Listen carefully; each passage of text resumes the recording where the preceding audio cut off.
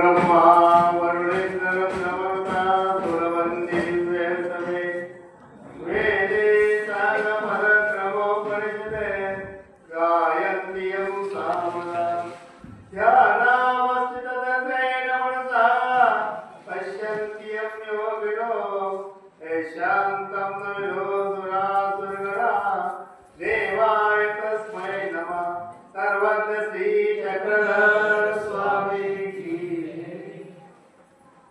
अत्यंत आनंद आजच्या या सगळ्या पुष्पाचं परमपूज्य समाधान झाले. अत्यंत चांगल्या पद्धतीने छोट्या वर्षामध्ये अनेक उदाहरणं घेऊन आपल्या पुढे दास्य बोलचं काय शब्दाचा अर्थ दास्य जवळ आपण 3 दिवसापासून या संदर्भामध्ये या विषयावरती किती व्याख्या झाली दास्याच्या संदर्भामध्ये आपल्या समोर मांडण्याचा प्रयत्न अनेक उदाहरणं दिलेली. दास्य युक्त शब्दाचा आणि म्हणून एक उदाहरण विसरून साधन ते स्वामींच्या वेळेस होऊन गेलेले आतापर्यंत जे विषय मांडलेले म्हणून चालू स्थितीमध्ये मी काल सांगितले होते. चालू स्थितीमध्ये सुद्धा भक्त आपल्या देवासमोर देवाला बोलायला लावतात, देवाला सांगायला लावतात, देवाला काम करायला लावतात. त्याचं कारण काय आहे? श्रद्धा ज्याला म्हटलेलं आहे, दास्य ज्याला म्हटलेलं आहे, त्या शब्दामध्ये खूप मोठेपणा आहे. आता दास्याबद्दल त्याने अनेक प्रवृत्त सांगितले आणि श्रद्धा या संदर्भामधून सुद्धा सांगितलेलं आहे. आता आपल्या या सगळं मिळून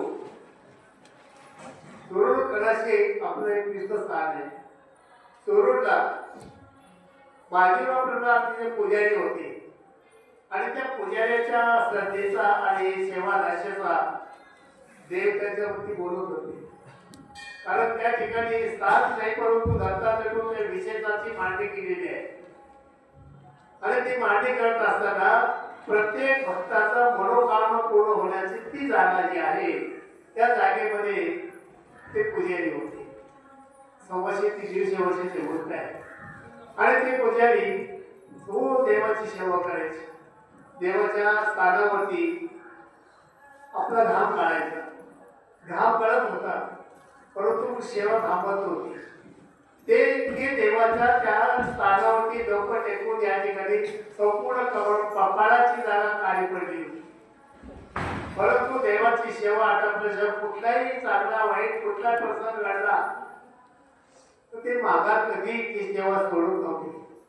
आणि एक दिवसाचा प्रसंग घडला का पूर्वी मोठे बाबा जे होते शिवलेकर बाबा ते फिरस्तीचा मार्ग असायचा आणि ते निरोप आला का उद्याला तुमच्याकडे शिवलेकर बाबांचा मार्ग येणार आहे. आता 700 मंडळी आता तरुण नाही आला मध्ये गाव त्या टायमाला त्याच्याजवळ काय केले ते सर्वसामान्य माणूस होता तो पुजारी. पण त्याला देवाजवळ गेला आणि सांगू लागला देवा आता ही माझी लाज राहत म्हणे बाबा तर काय होणार म्हणे माझ्याकडून काही नाही वेळेवर मी काय करू. आता स्थानाची तू बोलू लागला त्या विषयाच्या समोर तू योगायोगाचा सेवा करत होता. लोक देवाचं स्थापित होता चालत होते आणि योगायोगाचा काही 1-2 तासामध्ये कुठेतरी जागा घेऊन कुठले कुठे भक्त आले आणि त्याची त्या टायमाला असा एक छोटासा मुलगा देवामध्ये विकास होतेला आणि लगेच त्याचा आलं काय झालं म्हणजे जागा मी ती व्यक्ती दिसून न दिसण्याची झाली आणि मग त्याला आनंद वाटला का हे देवाला आपल्याला दिले. खूप आनंद झाला. सगळ्यांना बोलून घेतलं आणि सांगितलं उद्या बाबा मागे येणार आहे काय ती पद्धत असते ती पद्धत आणि आनंद झाला. मग बाबाचा संपूर्ण त्याने आनंद केले बाबाचं संपूर्ण पूजन केलं आणि बाबाचा मार्ग गेल्यानंतर दुसऱ्या दिवशी काय प्रसंग घडला. सेवा करत असताना पत्तीला सर पडवून झाला. काही बायांना बघितलं ती बाई तडफडू लागली ओरडू लागली आणि हे सेवा करीत होते. रावजी बाबाला सांगितलं बाबा तुमच्या मंदिरात पाड लागले. हो हो येतो मी येतो कोणाची. देवाला सांगितलं तिला जगवायचं असेल सेवा करायला जगव, ते केली तर चालेल, मला काय हरकत, मी तुला काही सोडणार नाही. अशा पद्धतीने सेवा करत असताना सेवा चालू होती आणि सेवा करत असताना हे प्रसंग घडला आणि ते देवाला सांगू लागले. परत काही लोक बाहेर आले आता म्हणे बाबा तिच्या तोंडात वीज उडाला. बाबा म्हणे मी तरी चालेल, मी माझ्या देवाला सोडणार नाही. हे बघा एक वचन आत्मप्रतीती, गुरुनं सांगितली प्रतिती, गुरुप्रतीती आणि शास्त्रामध्ये सांगितलेले आता बाबांच्या समाधानदारांनी सांगितलेले वचन आत्मप्रतीती. त्या आत्म्याला प्रतीती आली का ती मरणार नाही.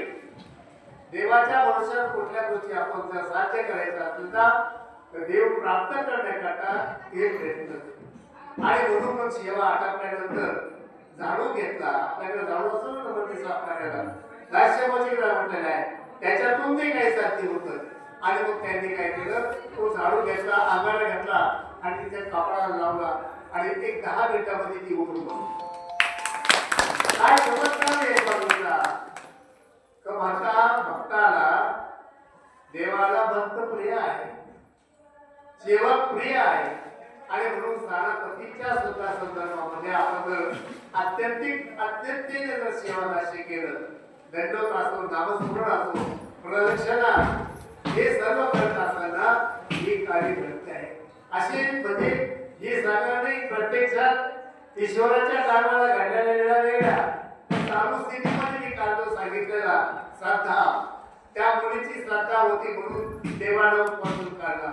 आज सुद्धा त्या भावाची श्रद्धा होती, अंतःकरणामध्ये भाव होता, आत्मप्रतीती होते, अनुभव होता, म्हणून तो ती घडली, मार्गाची सेवा घडली आणि मुले पतीचा जीव गमावला. अशा पद्धतीने अनेक प्रसंग जीवनामध्ये, कारण जीवनामध्ये सुखाने दुःखात भरलेले. सुख रवायमुळे नाही, दुःख ढोकरामुळे. दुःख अनेक आहे, पण सुखाकरता जो आपण धडपड करतो ना, ते दुःख इतके आहे ते आपण ते दुःख पेलं संसारामध्ये काय करतो. हे 10 दिवस असताना मला देवतेचं सांगितलं तुम्हाला, त्या 10 दिवसामध्ये एकदा मोकळा होता.